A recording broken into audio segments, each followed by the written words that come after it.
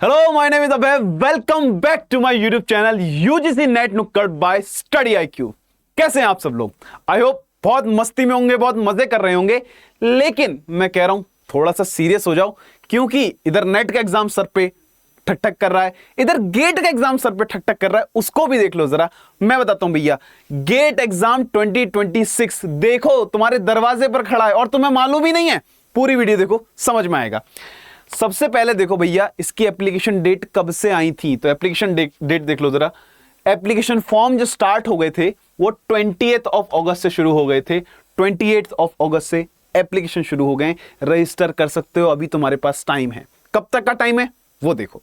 तो extended registration deadline, sorry regular registration deadline, जब अभी आप जो रजिस्टर कर सकते हैं वो अक्टूबर 6 तक रजिस्टर कर सकते हैं। अगर अक्टूबर 6 तक भी रजिस्टर नहीं करा फिर वाट लग जाएगी। लेकिन रुक जाओ, उसके बाद एक्सटेंडेड जो डेट आएगी वो हमारे पास आएगी अक्टूबर 9। तो अक्टूबर 9 तक मैं चाहता हूं कि भैया एक्सटेंड मत होने देना, अक्टूबर 6 पे ही भर लेना। क्यों तुम्हें 3 दिन और आगे खींचने, तब जाकर भरना है। तो डेडलाइन की तरफ मत जाना, क्योंकि वहां पे फीस शायद बढ़ जाती है। तो फीस बढ़वानी नहीं है, कम में काम करा लेना है। वैसे ही गेट की फीस काफी ज्यादा होती है। तो एक्सटेंडेड डेट की तरफ मत जाइएगा। अक्टूबर 6 यही 2-4 दिन है आपके पास, इसी में फिल कर लीजिए फॉर्म, अगर अभी तक नहीं फिल किया है तो। बहुत जरूरी ये इंफॉर्मेशन है, इसको समझ लो। अभी जाकर फॉर्म फिल कर लो, बिल्कुल लापरवाही नहीं। मेरी बात सुनो, लापरवाही बिल्कुल नहीं चलेगी। फॉर्म फिल करो अभी जाकर। एग्जामिनेशन डेट के बारे में बात करें तो यार ये एक बढ़िया एग्जाम है। ये कुल मिला के बात की इतनी अच्छी रहती है कि examination dates, extended date, application form की डेट पहले ही बता देता है सारी की सारी चीजें। तो देखो जरा, एग्जामिनेशन डेट इसने फरवरी में 7, 8, 14, 15, 26, 2026 ये इतनी डेट्स इसने दे रखी हैं। इन्हीं डेट्स में एग्जाम करा लिया जाएगा। इस एग्जाम के साथ अच्छी बात यह है, और एग्जाम्स की तरह अभी तक इसके लीक के केसेस सामने नहीं आए हैं, और एग्जाम की तरह ये ऊपर नीचे आगे पीछे भागता नहीं है। जिस डेट को बताया जाता है उस डेट में शांति प्रिय तरीके से राजा बेटा बनकर अपना एग्जाम करा लेता है। तो ये अच्छी चीज है। तो इस पे आप ट्रस्ट कर सकते हैं इस एग्जाम पे कि हाँ भैया ये बोल रहा है तो करा लेगा। बाई चांस कोई इमरजेंसी है तो क्या कर सकते हैं, इमरजेंसी है तो बोल दे रहा है कि भैया जो आपने डेट दी है उनमें शायद बदलाव आ सकता है, तो ध्यान रखिएगा। तो शायद तो खैर होता ही है खैर, लेकिन ये आपको डेट दे दी गई है। बेसिक यहां से हमें ये समझना है कि भैया 28 ऑफ अगस्त को फॉर्म रिलीज हो गए थे, आपने अभी तक नहीं भरा है तो भर दीजिए, क्योंकि 6 ऑफ अक्टूबर लास्ट डेट है। उसके बाद जो एक्सटेंडेड डेट आएगी उस पर रिलाई मत करिए, उस पर बहुत सारी चीजें होती हैं, आपको करेक्शन विंडो वगैरह पता नहीं क्या क्या क्या कराना पड़ता है, तब जाकर वो हो पाता है उसमें फॉर्म फिल।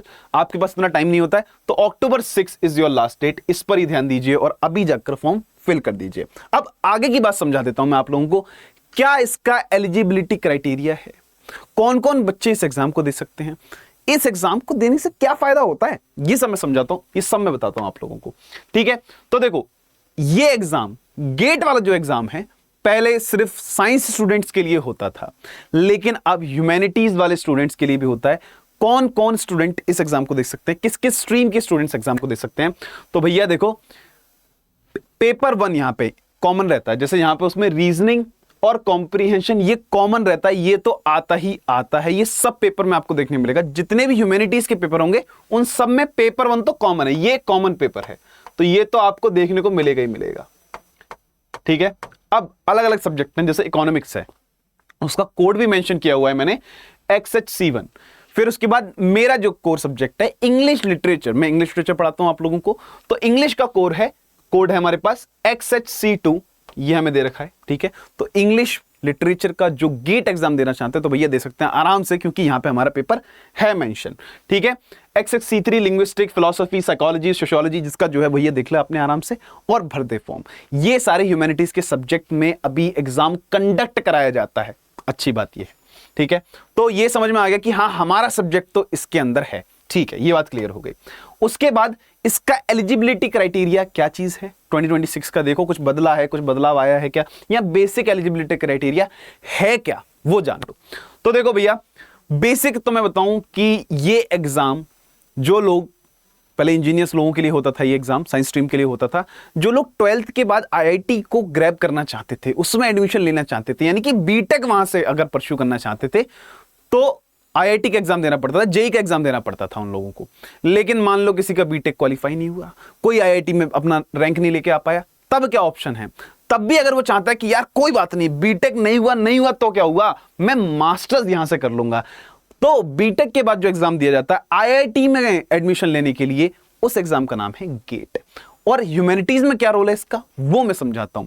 ह्यूमैनिटीज में अगर आपने ग्रेजुएशन किया है या फिर आप ग्रेजुएशन कर रहे हैं, लास्ट ईयर में हैं अगर आप, तो आप इस एग्जाम में अपीयर हो सकते हैं। मास्टर्स में अच्छे अच्छे टॉप लेवल यूनिवर्सिटीज में आप एडमिशन ले सकते हैं, ये इसका बड़ा फायदा है। गेट आपके पास अगर है तो बढ़िया यूनिवर्सिटी आपके हाथों में, ये समझ लीजिए।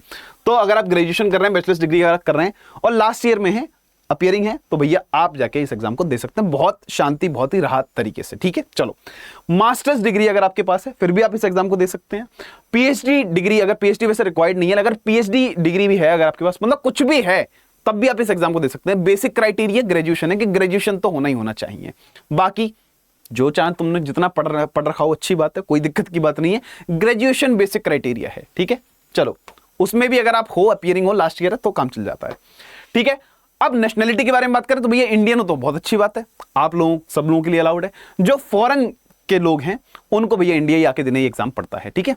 All candidate including foreign nationals must appear for the exam in India. सबको इंडिया, आज सब लोग सबको इंडिया में ही आके एग्जाम देना पड़ेगा, ये बात क्लियर हो गई, ठीक है। एज लिमिट क्या है भाई, बूढ़े, बच्चे, जवान, चाहे उम्र ज्यादा हो गई है चाहे निकल गई है, किसी भी एग्जाम में जो भी होता हो, पर यहां पर कोई एज लिमिट नहीं है, बिल्कुल सबके साथ इक्वलिटी से ट्रीट किया है।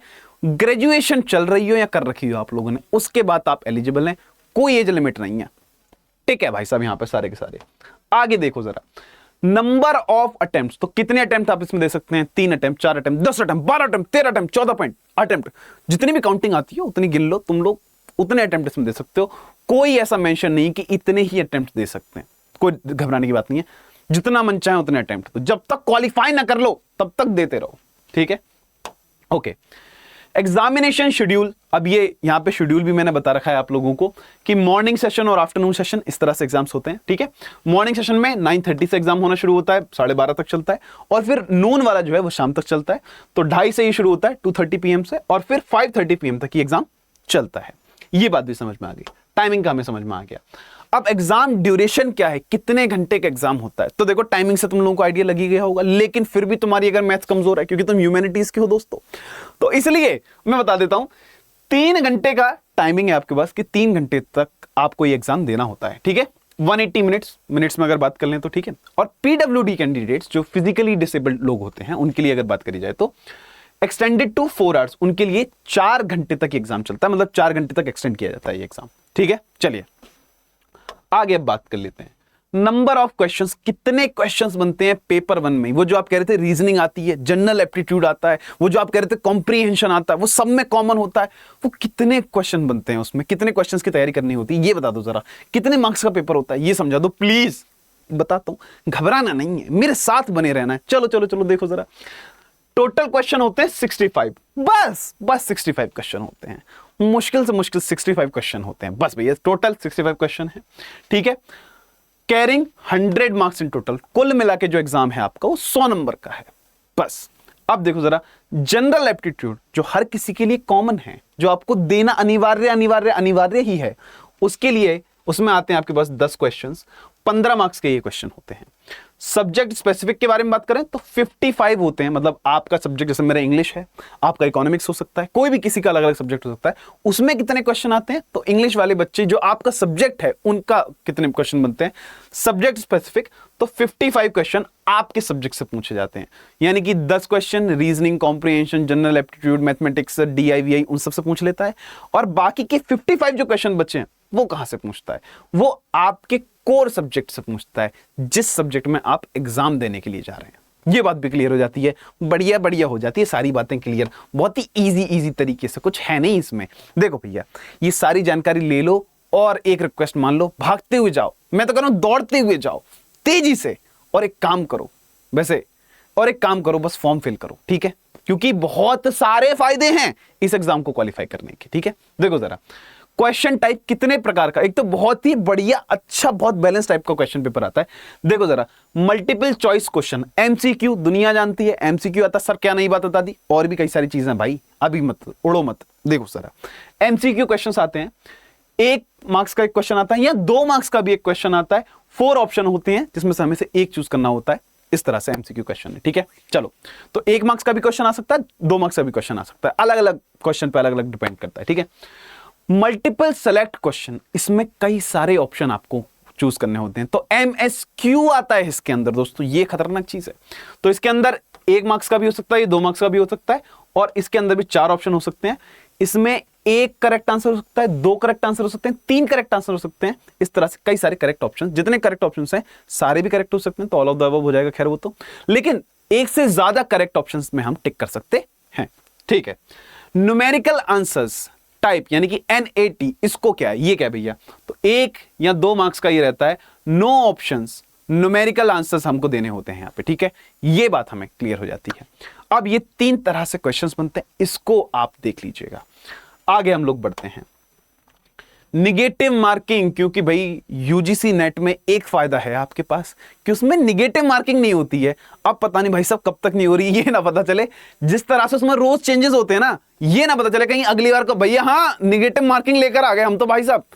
तो अभी तो यूजीसी नेट में निगेटिव मार्किंग नहीं है, पर गेट में निगेटिव मार्किंग के बड़े तीखे नजारे हैं। देखो जरा क्या तीखे नजारे हैं। पहले तो देखो, अप्लाइज ओनली टू एमसीक्यू, तो एमसीक्यू क्वेश्चन है उन पे अप्लाई होती है, ठीक है। No negative marking for MSQ और एनईटी, तो न्यूमेरिकल वाले पे और एमएसक्यूज पे कोई नेगेटिव मार्किंग नहीं होती है, सिर्फ एमसीक्यू क्वेश्चन पे नेगेटिव मार्किंग होती है। ये पैटर्न, ये स्ट्रक्चर समझना बहुत इंपॉर्टेंट है कि एमसीक्यू क्वेश्चंस में आप तुक्का नहीं लगा सकते हैं, बाकी एमएसक्यू हो एनईटी क्वेश्चन हो उन पे आप पेट भर के भाई पूरा यहां तक गर्दन तक पेट भर के तुक्का लगा सकते हैं जितना मन करे, ठीक है। दूसरा क्या है, फॉर 1 मार्क क्वेश्चन, अगर 1 नंबर का क्वेश्चन आपको दे रखा है तो 1 नंबर का क्वेश्चन दे रखा है अगर आपको, तो उसमें 1/3 की नेगेटिव मार्किंग होती है। और अगर 2 नंबर का क्वेश्चन दे रखा है तो उसमें 2/3 की नेगेटिव मार्किंग होती है। ये बात समझ लो, और ये सिर्फ एमसीक्यू क्वेश्चंस में होती है, एमएसक्यू क्वेश्चन में नहीं होती, न्यूमेरिकल बेस्ड क्वेश्चंस में नहीं होती है, याद रखना, ठीक है। अब आगे बढ़ जाते हैं इसी के साथ साथ। एग्जाम मोड कैसे होता है, exam mode? Exam mode online exam आपको देना होता है, कंप्यूटर बेस्ड टेस्ट होता है, ठीक है, सीबीटी। आगे देखो जरा, इसी के साथ साथ एक और बड़ी अच्छी और बड़ी ही जरूरी जानकारी मुझे आप लोगों को देनी थी कि if you guys are preparing for UGC NET December exam, अगर दिसंबर एग्जाम को टारगेट कर रहे हो और अभी भी सोच रहे हो कि मेरे पास तो सिर्फ 2 महीने बचे हैं दोस्त, और इन 2 महीने में मैं सेल्फ स्टडी खुद कर लूंगा और कंटेंट भी ढूंढूंगा, उसे स्ट्रक्चराइज भी कर लूंगा, मैं क्रोनोलॉजी भी याद कर लूंगा, सॉरी दोस्त, आप थोड़े से सदमे में जी रहे हैं। आपको बहुत कम टाइम में अच्छे से प्रिपरेशन के लिए मैंने ये अपना पेड बैच लॉन्च किया है यूजीसी नेट का, जो दिसंबर को एग्जाम को टारगेट कर रहे हैं। इसमें कैसे आप एनरोल कर सकते हैं, इसका नाम है रैपिड रैंकर्स। इसमें आप एनरोल कर सकते हैं बस just by calling on this number 7640003000। इस नंबर पे कॉल करो, बड़ा जादुई नंबर है, जो तुमको चाहिए वो इस नंबर पे मिलता है। तो इस पेड बैच की क्वेरीज, जो भी क्वेरीज हो आपकी, सब इससे पूछ सकते हो, और मेरा कोड लगाना मत भूलिएगा, क्योंकि इससे आपको मैक्सिमम डिस्काउंट इससे आपको मिलता है, तो ये कोड जरूर लगा लीजिएगा, ठीक है। अब मैं आगे बढ़ जाता हूं। देखो जरा इसमें क्या क्या डॉक्यूमेंट्स की रिक्वायरमेंट है भाई, ये और बता दो जरा, ये सब तो आपने समझाया। तो डॉक्यूमेंट्स देख लो जरा, ये बनवा लो, नहीं है तो ठीक है, जल्दी जाओ दौड़ते हुए, तुम्हें बहुत सारा दौड़ना है दोस्त, तुम क्यों घर पे बैठे हुए हो, मेरी वीडियो दौड़ते दौड़ते देखो, जाके जाओ। देखो, वैलिड ईमेल आईडी और मोबाइल नंबर, तो ईमेल आईडी आपकी होनी चाहिए, मोबाइल नंबर आपका वैलिड होना चाहिए, ठीक है, ये तो हो गई आपके पास। फोटो वगैरह स्कैन करा लेना, यहाँ पे मैंने सारे मेजरमेंट वगैरह जो भी दे रखे हैं सब दे रखा है भाई, कितने कितने कैसे कैसा फोटो होना चाहिए आपका। आपके सिग्नेचर स्कैन जरूर होने चाहिए आपके पास, ये तो आप खुद ही कर सकते हैं, कोई बड़ी बात नहीं है। फिर उसके बाद आपके पास वैलिड आईडी प्रूफ होना चाहिए, जैसे आधार कार्ड हो गया, पासपोर्ट हो गया, पैन हो गया, वोटर आईडी हो गया, ड्राइविंग लाइसेंस हो गया, इनमें से कुछ भी हो एक तो चलेगा काम, ठीक है। डिग्री सर्टिफिकेट जरूर होना चाहिए आपके पास, जैसे आप अभी इस अपीयरिंग ईयर में हैं तो आप दिखा दीजिए कि मेरा बैचलर्स अब कंप्लीट हो जाएगा एग्जाम देते देते तक, ठीक है। चलो, category certificate SC ST valid पर अपेंडिक्स A, PWD वालों के लिए सर्टिफिकेट चाहिए होगा, डिसलेक्सिया है अगर आप में से किसी को तो उनके लिए सर्टिफिकेट चाहिए, तो उन लोगों के लिए जो स्पेशल केसेस हैं यहाँ पे, उन लोगों के लिए अलग से सर्टिफिकेट चाहिए होगा, तो अपने सर्टिफिकेट्स को बनवा के रख लीजिए, कुछ अगर उसमें मिस्टेक्स है तो उन्हें करेक्ट करा दीजिए, ठीक है। चलिए, अच्छा, एप्लीकेशन फीस, ये एक बड़ी दुखती रग है, दुखती रग पर उंगली रखकर पूछ रहे हो कैसी हो, तुमसे ये उम्मीद नहीं थी, दुनिया चाहे जैसी हो। गेट एग्जाम, तुम्हारे फायदे तो हजार हैं, इतने बढ़िया पेपर हो तुम, पर इतनी ज्यादा फीस क्यों लेके घूमते हो अपनी जेब में, ये बड़ी दुख की बात है। लेकिन इसकी फीस समझ लो जरा क्या है। तो इसकी फीस है भैया, जैसे मैंने बताया था, देखो जरा, तो 28 अगस्त से जब से फॉर्म शुरू हुए हैं और लास्ट डेट है 6 अक्टूबर तक, सॉरी 28 अगस्त से जब से फॉर्म शुरू हुए हैं और लास्ट डेट है 6 अक्टूबर तक। अगर आप फॉर्म फिल कर देते हैं तो मेरे दोस्त, मेरा यकीन करिए, आपको सिर्फ, अगर आप फीमेल हैं, एससी हैं, एसटी हैं, पीडब्ल्यूडी हैं, तो आपको ये 1000 रुपए में फॉर्म भर देंगे। और अदर कैटेगरीज हैं, जनरल हैं, ओबीसी हैं, तो आपको ये 2000 में भरने को मिलेगा। लेकिन अगर आपने ये सुनहरा मौका गवाया, जो कि काफी महंगा मौका है, तो अगर आपने सुनहरा मौका गवा दिया तो फिर जो एक्सटेंडेड डेट है, अगर आप तब फॉर्म भरेंगे तब आपको 500 रुपए एक्स्ट्रा पे करने पड़ेंगे। तो क्यों कर रहे हैं तुम एक्स्ट्रा पे 500 हैं? क्यों कर रहे हैं? सेविंग करो, पेड बैच खरीदो दोस्तों। तो सेविंग करो भैया, ये 1500 पे करने पड़ेंगे फिर आपको, और इधर एससी एसटी फीमेल के लिए, और इधर आपको ऑल अदर्स में, मतलब ओबीसी, जनरल में, इन सब लोगों में 2500 आपको पे करने पड़ेंगे। तो मैं नहीं चाहता कि तुम लोग ये खर्चा उठाओ, और तुम लोग खुद भी नहीं चाहते कि ये खर्चा उठाया जाए, तो अभी टाइम में फॉर्म फिल कर दो, ठीक है। आगे देखो जरा भैया, इसमें कुछ कुछ एडिशनल चीजें मैं आपको बता देता हूं। जैसे फीस, आप यहां पे क्या करते हैं, कॉम्बिनेशन बना सकते हैं सब्जेक्ट की। फॉर एग्जांपल, आपकी इंग्लिश लिटरेचर भी बहुत अच्छी है और आपकी इकोनॉमिक्स भी बहुत अच्छी है, तो आप दोनों में एग्जाम दे सकते हैं, ठीक है। लेकिन उसके लिए आपको पर पेपर अलग अलग कॉस्ट पड़ेगी, वो आप लोग देख लीजिएगा, ठीक है। नॉन रिफंडेबल होती है भाई फीस ये वापस नहीं करती है जनता। ये जो है ना गेट एग्जाम वाले लोग, ये कहते हैं हमने एक बार रख ली दोस्त, फिर वापस नहीं करेंगे, तो नॉन रिफंडेबल फीस है, ठीक है भैया। कोई भी बैंक के चार्जेस वगैरह नहीं लगते हैं। पेमेंट यूपीआई वगैरह से आप आराम से पेमेंट कर सकते हैं, ठीक है, ओके। ऑफिशियल रिसोर्सेज, आप गेट की ऑफिशियल वेबसाइट पे, जैसे मैं तो ये सब कुछ प्रिपेयर करके लेके आया हूं आपको, पूरा ढूंढ ढांड के, पूरा अच्छे से कंटेंट, आप जाओ, उठो, कदम उठाओ, इनकी ऑफिशियल वेबसाइट है, उस ऑफिशियल वेबसाइट पे जाके भी देख सकते हो सारी की सारी चीजें जो मैंने आपको बताया है। तो ये मैंने दोनों वेबसाइट जो है यहां पे मेंशन कर रखी है, ठीक है। बाकी भाई, ये मेरा टेलीग्राम चैनल है, तो मैं रोज जो है 4 बजे लाइव आता हूं इंग्लिश लिटरेचर की क्लास लेने के लिए, जहां पे मैं लिटरेचर पढ़ा रहा होता हूं आप लोगों के लिए। यूजीसी नेट की तैयारी करा रहा होता हूं दिसंबर वाले बैच को टारगेट करते हुए। मैं वहां पे यूपीएलटी ग्रेड जो एग्जाम है हमारा, उसके लिए आपको पढ़ा रहा हूं इस टाइम पे।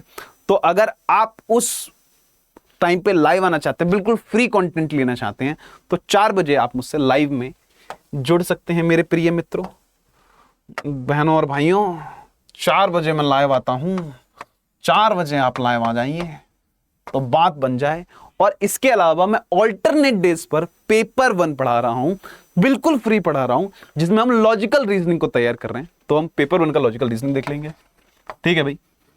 ये ऑल्टरनेट डेज पर होता है, तो इसको भी आप लोग देख लीजिएगा। तो ये है कुल मिला के पूरा माल मसाला हमारे पास गेट एग्जाम का। तो उठो, भागो, कूदो, नाचो, जो तुम्हें करना है करो यार, जाके वो फॉर्म फिल कर लो, ठीक है। Bye bye, take care, don't forget to like, share, subscribe, okay.